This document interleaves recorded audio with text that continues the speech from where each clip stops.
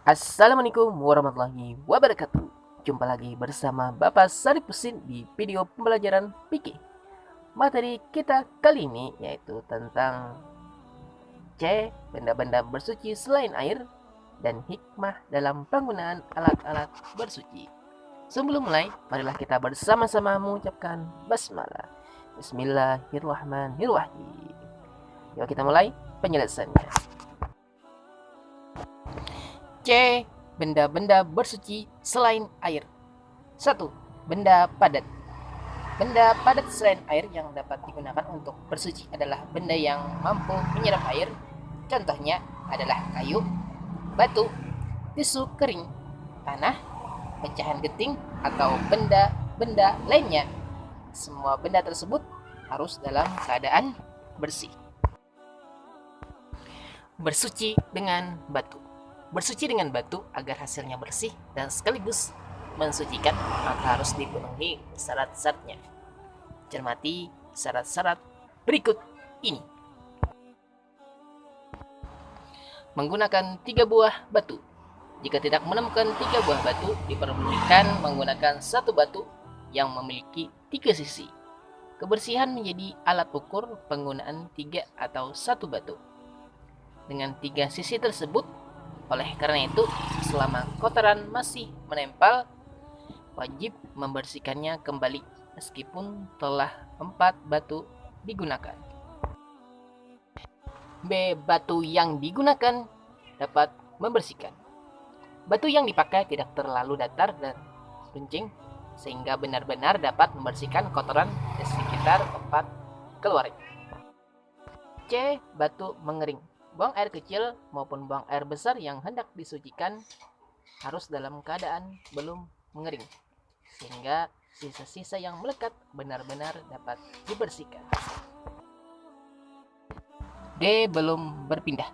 Kotoran masih menempel di tempatnya semula, dan jika telah bergeser akibat digaruk tanpa sengaja atau sebab lainnya, maka tidak diperbolehkan menggunakan batu untuk mensucikannya. Tidak bercampur. Kotoran yang melekat tidak bercampur dengan kotoran lainnya, seperti buang air besar yang terkena percikan buang air kecil. Jika yang bercampur adalah benda-benda padat yang suci, seperti kerikil, maka tetap diperbolehkan menggunakan batu untuk bersuci. F. Tidak meluber. Orang yang terkena diare biasanya sisa kotoran sampai menempel ke permukaan pantat atau menempel di 2 dinding dubur akibat berdiri setelah buang air besar. Kotoran sudah masuk kategori meluber, sehingga tidak diperbolehkan menggunakan batu untuk bersuci.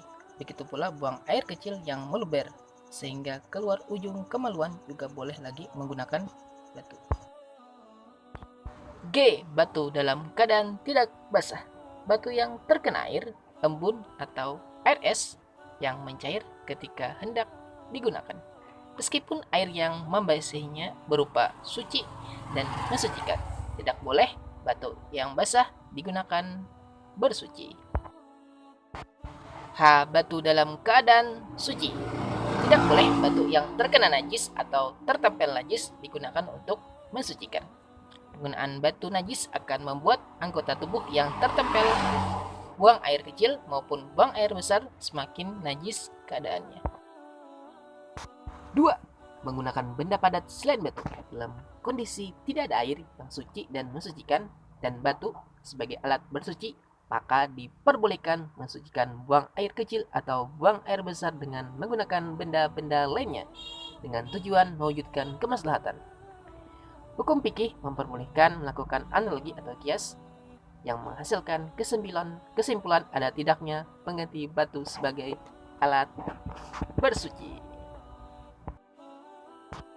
Contohnya, yang pertama, benda-benda yang ditemukan di toilet pesawat yaitu tisu. 2. Benda-benda yang ditemukan di hutan gersang yaitu ranting dan dedaunan kering. D. Hikmah dalam penggunaan alat-alat bersuci. 1. Bersuci dan menjaga kelangsungan hidup manusia. Tahukah kamu seringkali secara sadar dan tanpa mempertimbangkan dampak negatifnya, bersuci dilakukan dengan menggunakan air yang berlebihan. Kita juga sering melihat keran air bersuci dan menjaga kelangsungan hidup ekosistem. Mari merubah perilaku kita menggunakan air bersih untuk bersuci dan tidak boros menjadi bagian dari bentuk kepedulian terhadap kelestarian lingkungan.